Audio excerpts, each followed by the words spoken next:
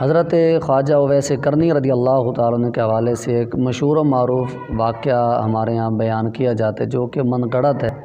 اس واقعے کے حوالے سے کچھ تفصیل عرض کرتے ہیں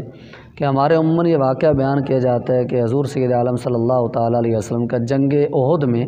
آپ علیہ السلام کا دانت مبارک شہید ہوا، تو حضرت اویس کرنی رضی اللہ تعالیٰ عنہ آپ قرن میں موجود تھے اپنے علاقے میں، تو آپ کو جب خبر ملی کہ حضور سید عالم صلی اللہ تعالیٰ علیہ وسلم کس طرح دانت مبارک شہید ہوا ہے، تو چونکہ ان کو پتہ نہیں تھا کہ کون سا دانت حضور کا شہید ہوا ہے، تو اس لیے حضرت اویس کرنی رضی اللہ تعالیٰ نے پہلے ایک دانت توڑا کہ شاید حضور کا یہ دانت شہید ہوا حضور کی محبت میں، پھر دوسرا توڑا کہ شاید یہ ہو، پھر تیسرا توڑا کہ شاید یہ ہو، یہاں تک کہ 32 کے 32 دانت آپ نے حضور کی محبت میں توڑ دیے۔ تو یہ واقعہ ہمارے ہاں بیان کیا جاتا ہے۔ یاد رہے کہ یہ واقعہ من گھڑت ہے، سرے سے جھوٹ ہے، اس واقعے کی کوئی بھی اصل نہیں ہے۔ اولاً تو جس چیز پر اس واقعے کی عمارت کھڑی کی جاتی ہے وہ یہ ہے کہ حضور سید عالم صلی اللہ تعالیٰ علیہ وسلم کا جنگ احد میں دانت شہید ہوا۔ یاد رہے کہ یہ سرے سے یہ بات ہی درست نہیں ہے کہ حضور کا دانت مبارک مکمل شہید ہوا ہو۔ ہاں یہ کہ حضور سید عالم صلی اللہ تعالیٰ علیہ وسلم کے دانت مبارک صرف ایک نکر شہید ہوئی تھی، صرف چھوٹا سا ایک کونا شہید ہوا تھا، پورا دانت مبارک شہید نہیں ہوا تھا۔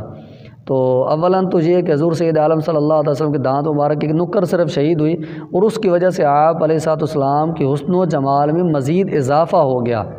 تو اب ایک چیز ایسی کہ جس کی وجہ سے آپ علیہ السلام کے حسن میں مزید اضافہ ہو جائے تو وہ حضور سید عالم صلی اللہ علیہ وسلم کے لیے عیب نہیں ہے، بلکہ وہ تو آپ کی خوبی بنا۔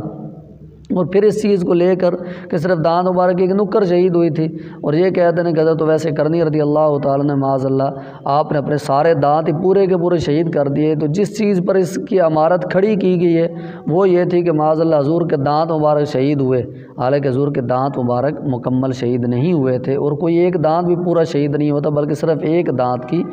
ایک نکر شہید ہوئی تھی۔ تو جب پورے دانت شہید ہونا ہی حضور صلی اللہ علیہ وسلم کے حوالے سے یہ من گھڑت ہے، اس کا کوئی ثبوت نہیں ہے، تو پھر اس کو اوپر حضرت اویس کرنی رضی اللہ تعالیٰ عنہ کے سارے دانت شہید کر دینے کی عمارت کو کھڑا کرنا یہ بالکل درست ثابت نہیں ہوتا۔ تو لہٰذا ایسے واقعات کو بیان کرنے سے ہمیں پرہیز کرنا چاہیے، بالخصوص یہ کہ ہمارے ہاں تو بعض لوگ اس دن چوری روزہ بھی رکھتے ہیں، حضور کا دانت مبارک شہید ہوا تھا اور حضور صلی اللہ علیہ وسلم تکلیف کی وجہ سے کھانا نہیں کھا سکتے تو آپ نے چوری بنا کر کھائی تھی۔ حضرت اویس کرنی نے بھی حضور کی محبت میں چوری بنا کر کھائی تھی، لہٰذا ہم بھی چوری روزہ رکھتے ہیں، ہم اور کوئی چیز نہیں کھائیں گے، صرف چوری کھائیں گے سارا دن۔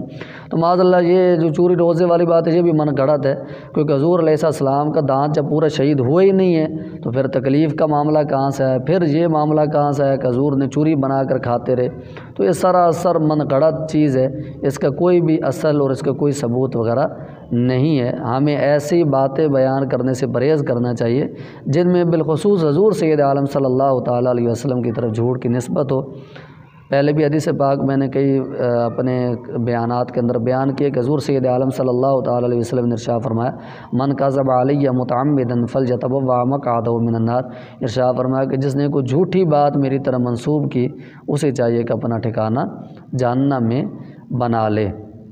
تو آپ دیکھ لیں کہ ہم حضور صلی اللہ تعالیٰ علیہ وسلم کی محبت میں چوری روزے بھی رکھیں، ہم حضور کی محبت میں جھوٹا واقعہ بھی بیان کریں، تو یہ واقعہ بیان کر کے ہم حقیقت میں حضور کی محبت کا حق ادا نہیں کر رہے بلکہ حضور صلی اللہ تعالیٰ علیہ وسلم کی طرف جھوٹ منسوب کر کے ہم جہنم کے مستحق قرار پا رہے ہیں۔ تو اس لیے ہمیں ایسے جھوٹے واقعات بیان کرنے سے پرہیز کرنا چاہیے۔ اگر آج تک کسی نے یہ واقعہ بیان کیا ہے یا جو لوگ بھولے بھالے اس واقعے کو لے کر چوری روزہ رکھتے پھرتے ہیں اور اس واقعے کو بیان کرتے پھرتے ہیں تو ان لوگوں کو چاہیے کہ ان اس چیز سے توبہ کرے، کیونکہ انہوں نے ایک جھوٹی بات حضور سید عالم صلی اللہ تعالیٰ علیہ وسلم کی طرف منسوب کی، ایک وہ چیز کہ جو حضور میں عیب تھا ہی نہیں، پورا دانت شہید ہونے والا، وہ چیز حضور کی طرف معاذ اللہ منسوب کر دی، حضور میں معاذ اللہ عیب ثابت کرنے کی کوشش کی۔ تو ایسے لوگوں کو چاہیے کہ اس سے توبہ کریں، اور جتنے لوگوں کو یہ واقعہ بیان کیا ہے ان سب کے سامنے وضاحت کریں اور اعلان برات بھی کریں، توبہ بھی کریں کہ یہ میں نے جھوٹا واقعہ بیان کیا تھا، میں اسے توبہ کرتا ہوں، اور آئندہ اس طرح کے واقعات بیان کرنے سے ہمیں پرہیز بھی کرنا چاہیے۔ اللہ تبارک تعالی ہمیں حق بیان کرنے کی توفیق عطا فرمائے۔